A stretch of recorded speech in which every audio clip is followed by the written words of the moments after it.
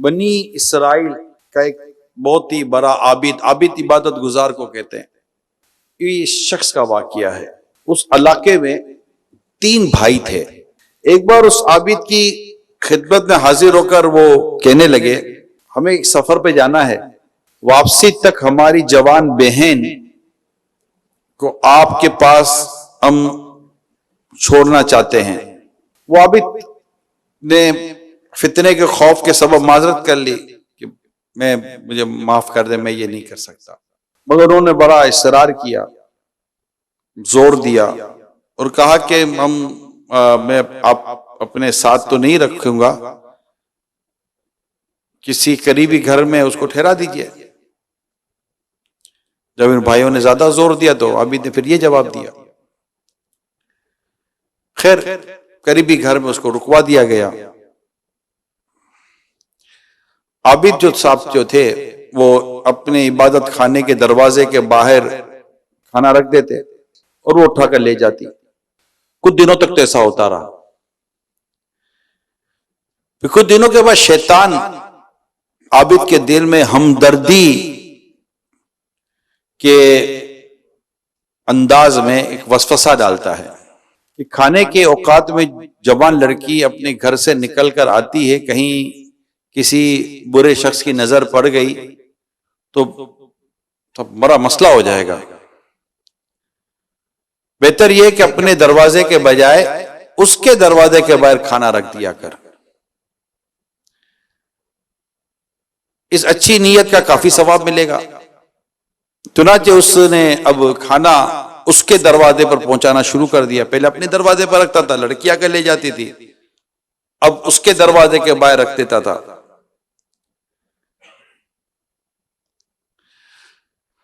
چند روز بعد شیطان نے پھر وسوسے کے ذریعے عابد کا جذبہ ہمدردی ابھارا۔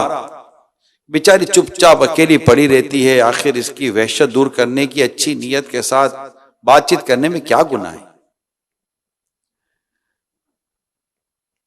یوں بھی تو تم بہت پرہیزگار آدمی ہو، نفس پر تم قابو پا لیتے ہو، ثواب کا کام ہے، اس کی وحشت، اس کی تنہائی دور ہو جائے گی۔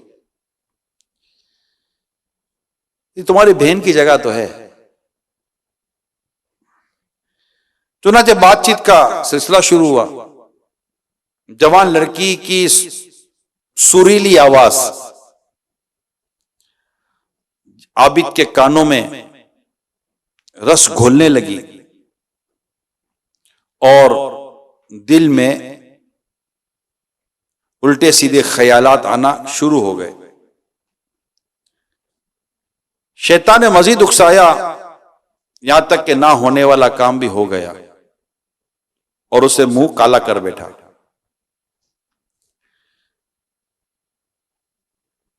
اب بھائی تو سفر پہ گئے تھے، بہن اپنی عابد کے حوالے کر کے گئے تھے، اور اس کا یہ معاملہ ہو گیا، حتیٰ کہ لڑکی نے بچہ پیدا کر دیا۔ شیطان نے دل میں وسوسوں کے ذریعے خوف دلایا کہ اگر لڑکی کے بھائیوں نے بچے کو دیکھ لیا تو بڑی رسوائی ہوگی، لہذا عزت پیاری ہے تو اس بچے کا گلا گھونٹ کر زمین میں گاڑ دے۔ وہ ذہنی طور پر تیار ہو گیا، پھر فوراً وسوسہ ڈالا کہ کہیں ایسا نہ ہو کہ لڑکی اپنے بھائیوں کو سارا معاملہ بتا دے، بس اب بھلائی اور عافیت اسی میں ہے، نہ رہے بانس نہ بجے بانسری، دونوں ہی کو قتل کر ڈال، لڑکی اور لڑکا دونوں کو۔ اب اس نے دونوں کو قتل کر کے اسی مکان میں گڑھے میں کھود کر دفن کر دیا اور زمین اس نے برابر کر دی۔ جب تینوں بھائی سفر سے واپس لوٹے اور جب اس شخص کے پاس پہنچے، عابد کے پاس، اس نے بڑے افسوس کے ساتھ کہا کہ آپ کی بہن تو فوت ہو گئی، آئیے اس کی قبر پر فاتحہ کر لیجئے۔ تو عابد نے قبرستان لے گیا اور ایک قبر دکھا کر جھوٹ موٹ کہا کہ یہ آپ کی مرحومہ بہن کی قبر ہے، فاتحہ کر لیجئے۔ خیر فاتحہ پڑھی اور رنجیدہ افسوس کرتے ہوئے بھائی گھر واپس آ گئے۔ رات شیطان ایک مسافر کی صورت میں تینوں بھائیوں کے خوابوں میں آیا اور اس نے عابد کے تمام کالے کارناموں کو بیان کر دیا اور جہاں پر اس نے اپنی اس کی بہن کو اور لڑکے کو دفن کیا تھا وہ پتہ بھی بتا دیا کہ تم یہاں اس نے دفن کیا ہے. یہ تینوں بھائی اٹھے اور اپنا خواب ایک دوسرے کو سنایا. تینوں نے مل کر خواب میں کی گئی نشاندہی کے مطابق زمین کھودی. واقعی وہاں بہن اور بچے کی ذبح کی ہوئی لاشیں موجود تھیں. وہ تینوں عابد پر چڑھ دوڑے. اس نے اپنا جرم قبول کر لیا. بادشاہ کے دربار میں شکایت کی گئی, مقدمہ دائر کیا گیا. عابد کو اس کے عبادت خانے سے گھسیٹ کر نکالا گیا اور سولی دینے کا فیصلہ ہوا, یعنی اس کو پھانسی دے دی جائے. جب سولی پر چڑھانے کے لیے لایا گیا تو شیطان اس پر ظاہر ہوا, کہنے لگا مجھے پہچان, میں تیرا وہی شیطان ہوں جس نے تجھے عورت کے فتنے میں ڈال کر ذلت کی آخری منزل تک پہنچایا ہے. خیر گھبرا مت, میں بچا سکتا ہوں, مگر شرط یہ کہ تجھے میری اطاعت کرنی ہوگی, مرتا کیا نہ کرتا. عابد نے کہا میں تیری ہر بات ماننے کے لیے تیار ہوں. اس نے کہا اللہ کا انکار کر دے اور کافر ہو جا. بد نصیب عابد نے کہا میں خدا کا انکار کرتا ہوں اور کافر ہوتا ہوں. شیطان ایک دم وہاں سے غائب ہو گیا. سپاہیوں نے فوراً اس بد نصیب عابد کو دار پر کھینچ کے لٹکا دیا, مر گیا. عورت کے فتنے نے ایک عابد کو کفر تک لا کر کھڑا کر دیا, ایمان برباد کر بیٹھا. اللہ اللہ اللہ, کیا نوجوان کیا بڑے یار. اللہ کی پناہ, عورت کے فتنے میں مبتلا ہونے کی تعداد اتنی بڑھتی جا رہی ہے. مسئلہ تو بے پردگی بھی ہے, میں بھی مانتا ہوں. بے پردگی, بے شرمی, بے حیائی, سوشل میڈیا اور بھی بہت ساری چیزیں ہیں. اٹریکشن بہت ہے شادیوں میں, دعوتوں میں, اچھا پھر کمپنیز کے اندر, مارکیٹوں کے اندر, پھر mobile phone, messages, S M S, video calling, اتنی اپرچونٹی بڑھ چکی ہیں گناہ کرنے کی. اور اس طرح بدنگاہیاں, پھر تصاویر, پھر ایڈورٹائزمنٹ, بل بورڈز, کس کس چیز کا نام دیا جائے. ایئرپورٹ پہ جائیں, ٹریولنگ کریں, جہاں بھی جائیں, بسز, ٹرانسپورٹیشن. اللہ کی پناہ. فیملیز دعوتوں میں بڑے بوڑھوں نے مطلب روکنا بند کر دیا, بلکہ رکتے تو کہتے کہ کوئی نہیں, بہن ہے, بہن ہے, بہن جیسی ہے. ارے بہن جیسی ہے, بہن نہیں ہے. بھائی جیسا ہے, بھائی نہیں ہے. ماں جیسی ہے, ماں نہیں ہے. بیٹا جیسا ہے, بیٹا نہیں ہے. یہ ابا جیسا ہے, ابا نہیں ہے.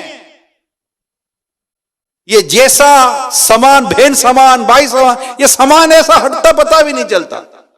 ارے یہاں تو بھائی بہنوں کے کیس پکڑے جاتے ہیں یار. کون سی دنیا میں جی رہے ہو؟ اتنا یہ سلگتا ہوا موضوع ہے, اور کوئی مطلب جھجک ختم ہو گئی ہے. اور اگر آپ ابروڈ چلے جائیں, باہر ویسٹرن کنٹریز میں جائیں, تو وہاں تو جیسے ہم مرد آپس میں ہاتھ ملاتے ہیں, اس طرح مطلب میل فیمیل ہاتھ شیک ہینڈ جس کو بولتے ہیں, ہاتھ ملاتے. اگر ہاتھ نہ ملاؤ تو یہ بیڈ مینرز, یعنی اس کے پاس طریقہ نہیں ہے, اخلاق نہیں ہے. کین یو امیجن, یہ حالت ہے. جی ہاں, میں مسلمز کی بھی بات کر رہا ہوں. اور اب تو پتہ یہ چلا, جب ہم نے اس موضوع کو لیا, پتہ چلا یہ ہاتھ ملانا تو بہت پیچھے رہ گیا. اب تو جیسے مرد آپس میں گلے ملتے ہیں, اس طرح مرد اور اجنبی, مرد اور عورت, غیر محرم مرد اور عورت, یہ آپس میں گلے ملتے ہیں. جیسے کہ ہم آپس میں بغل گیر ہوتے ہیں, تو یہ آپس میں گلے ملتے ہیں. اللہ کی پناہ, اللہ کی پناہ. شرم نبی, خوف خدا, یہ بھی نہیں وہ بھی نہیں. اب مصیبت ایک اور یہ ہے کہ بھائی بہن کے سامنے غیر عورت سے ملتا ہے, اور بہن بھائی کے سامنے غیر عورت سے, غیر مرد سے ملتی ہے. دونوں کو بھی ایک دوسرے کے معاملے میں شرم و حیا نہیں آتی. شوہر اپنی بیوی کو لے کے جا رہا ہے پارٹیوں کے اور دعوتوں کے نام پر, وہاں بے پردگی ہو رہی ہے. اور ایسی پارٹیز, ایسی دعوتیں ہمارے کلچر کا حصہ بنی ہوئی ہیں. صرف پاکستان کی بات نہیں کر رہا میں, مدنی چینل ایک انٹرنیشنل ہے, میں آل اوور دا ورلڈ ایک سچویشن کو میں آپ کے ساتھ ڈسکس کر رہا ہوں کہ اب مطلب کہ دعوتوں کا ماحول بالکل بدل چکا ہے. اور جو میری انفارمیشنز ہیں, جو میری ڈسکشنز ہوتی ہیں, آپ کو شاید ہو سکتا ہے کہ پتہ ہو، لیکن جو میری انفارمیشن سے وہ یہ ہیں کہ اب تو دعوتیں ہیں ہی ایسی کہ دعوتوں میں گئے اور عورت غیر مردوں میں اس طرف نکل جائے گی، مرد اس طرف نکل جائے گا، پھر بدقسمتی کے ساتھ آپس میں ڈانسنگ تو سنگنگ تو سونگنگ، واللہ علم کیا اللہ بلا آ گیا ہے۔ اب مجھے بتائیے کہ یہ فتنے اتنے بڑھ چکے ہیں، ایک عابد عبادت گزار شخص جو اپنے الگ سے بیٹھ کر عبادت کرتا تھا، ایک لڑکی کے فتنے میں ایسا مبتلا ہوا کہ کفر پر اس کی موت ہو گئی، ایمان برباد کر بیٹھا اپنا۔ کیا یہ حکایت ہمارے لیے کافی نہیں؟ اور یہ ہمارے نوجوان اللہ کی پناہ عشق مجازی میں پڑ گئے۔ لڑکی کے لیے ضروری ہے بوائے فرینڈ ہونا، لڑکے کے لیے ضروری ہے گرل فرینڈ کا ہونا، زندگی ادھوری ہے جیسے کہ کھانے میں نمک ہی نہیں ہے۔ Girl friend boy friend, mobile میں جب تک 10-20 لڑکیوں کا نمبر نہ ہو اور لڑکیوں کے موبائل میں 10-20 لڑکوں کا نمبر نہ ہو، آپس میں پکنکیں ہوتی ہیں، آپس میں شاپنگز ہوتی ہیں، آپس میں گھومنا پھرنا ہوتا ہے، آپس میں تفریحات ہوتی ہیں، انٹرٹینمنٹ کے نام پر جمع ہوتے ہیں۔ اللہ کی پناہ، کیا اسلام، دین، شریعت، رسول پاک صلی اللہ علیہ وسلم کا جو درس حیا ہے، کیا وہ اس بات کی کسی مسلمان کو اجازت دے گا؟